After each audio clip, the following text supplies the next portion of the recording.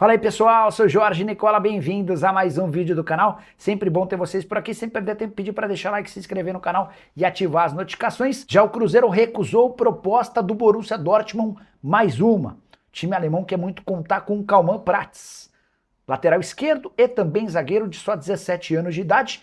Na metade do ano passado, o Dortmund já havia feito uma proposta recusada. A nova oferta é superior à do ano passado, mas ainda distante daquilo que o Cruzeiro imagina para o atleta. As cifras não foram reveladas, mas existe enorme convicção na toca da raposa de que o Kalman Prates tem potencial para ser uma das maiores vendas de laterais esquerdos da história do futebol brasileiro. Atleta que já atuou pela seleção de base, que tem aos pouquinhos se destacado no time principal, foi dele, por exemplo, o gol na estreia do Cruzeiro no Campeonato Mineiro na derrota pro Pouso Alegre. Antes, havia disputado 13 partidas sem marcar gols. Jogador de enorme potencial com um contrato até dezembro de 2027. Você, na condição de dirigente do Cruzeiro, venderia o Kalman por quais cifras? Use o espaço para comentário e registre a sua opinião. E vem da Itália a informação de que o Flamengo promete uma nova proposta ao Cruzeiro por Caio Jorge. Oferta que pode chegar a 40 milhões de euros ou 251 milhões de reais, informação trazida pelo jornalista italiano Nico Schira. Cruzeiro, dessa maneira, estaria a 10 milhões de euros da sua pedida. Pedro Lourenço, dono da SAF Cruzeirense, tem batido na tecla que só vende o Caio Jorge por 50 milhões de euros. A gente está falando de uma diferença de mais ou menos 63 milhões de reais entre aquilo que o Cruzeiro pede e o que o Flamengo estaria disposto a oferecer. E é aqui que vem o problema. Antes de gravar esse vídeo, consultei uma fonte cruzeirense que assegura que não houve nem sequer sondagem do Fla em relação a uma possível nova proposta.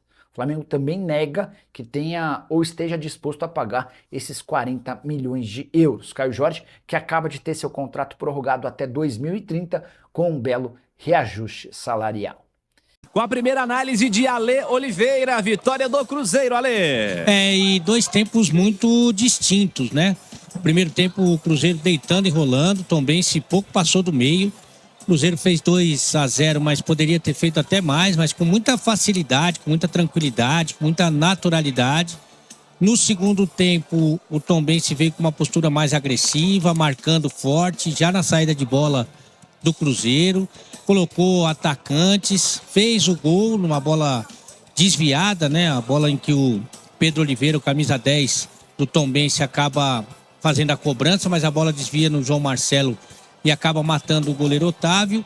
O time ganhou ainda mais confiança e foi para cima, com algumas faltas cometidas pela defesa do Cruzeiro próximo à área ali.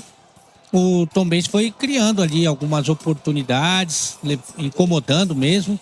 Segundo tempo que o Cruzeiro não conseguiu se encontrar, mas acho que no todo, o primeiro período em que o Cruzeiro foi melhor, ele foi muito melhor, né?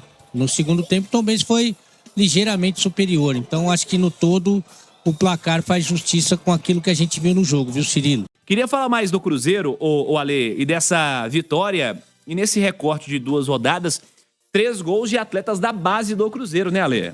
Eu acho que é uma opção que o Tite fez, e para mim correta, né?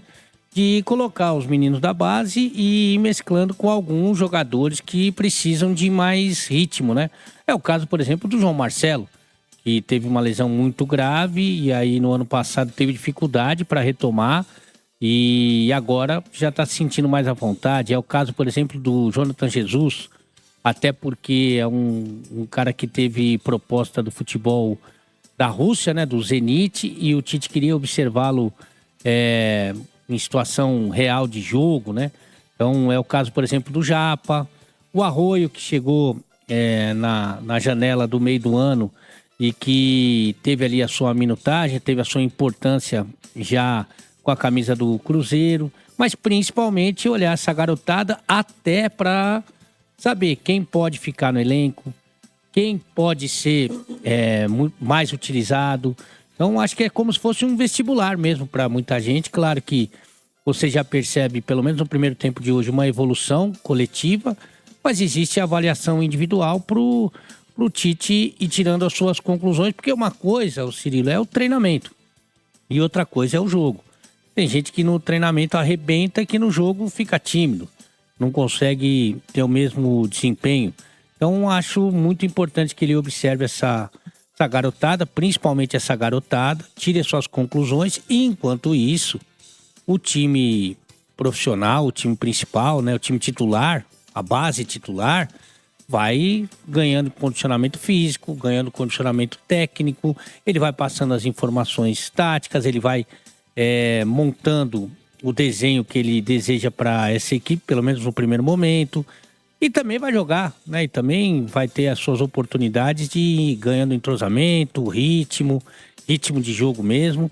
Então, acho que é natural esse processo. Eu sei que o torcedor está ansioso para ver o time titular, principalmente com a presença do Gerson, né? Mas precisa ter um pouquinho de cautela, porque tá preparando a máquina, sabe? Tá preparando a máquina para, aos poucos, ir soltando aí, colocando na pista. Lembrando que o Cruzeiro tem esse desafio do fim de semana. O Pansieri falou da tendência de mais caras do elenco principal estarem à disposição para o jogo contra a equipe do Uberlândia, sábado às 6h30. Depois do meio de semana, o Cruzeiro joga em casa de novo contra o Democrata. Na quinta-feira, às 6h30, esse jogo que eu citei que mudou de horário. E aí, na quinta rodada, no domingo, dia 25, já é o clássico contra o Atlético fora de casa, na Arena MRV. Há 4 dias da estreia no Campeonato Brasileiro, o Cruzeiro vai ter o Botafogo como adversário no Rio de Janeiro. Vai subindo o nível aos poucos, né, Ale? Eu acho que é natural. Seria realmente importante que o time titular jogasse pelo menos uma partida antes do clássico, né, o Cirilo, para o Tite entender, fazer as correções e para a galera ganhar ritmo e tal. E aí depois jogar o clássico já numa situação mais confortável para eles, atleta, para ele, Tite, né? Para depois estrear com tudo no Campeonato Brasileiro, nesse novo formato, né, de temporada, de calendário. E se não é o ideal ainda, e não é, pelo menos eu acho que você espalhando um pouco mais o Campeonato Brasileiro, você consegue desafogar um pouco os clubes, principalmente os atletas, já que a gente sabe que, assim como o ano passado, no meio do ano vai parar novamente por causa da Copa do Mundo e vai ser difícil agora você enxergar um ano que não tem essa parada, né? Porque o ano passado foi o Mundial de Clubes, esse ano é o Mundial de Seleções, o ano que vem tem o Mundial da FIFA de futebol feminino, que exige que o futebol brasileiro pare, já que o Brasil será sede. Depois tem o Mundial de Clubes de novo. Então, eu acho que o calendário, como eu disse, não é ainda o melhor, mas eu acho que já vai dar uma ajudada já com esse novo formato. Fala pessoal, estamos aí com atualizações importantes do Cruzeiro. Se inscreva e ative o sininho para receber mais atualizações da Raposa todos os dias. Deixe seu like que é muito importante para o crescimento do canal. Utilize o espaço aqui embaixo para registrar sua opinião. Ficamos por aqui com mais esse giro de notícias. Um abraço e até o próximo vídeo.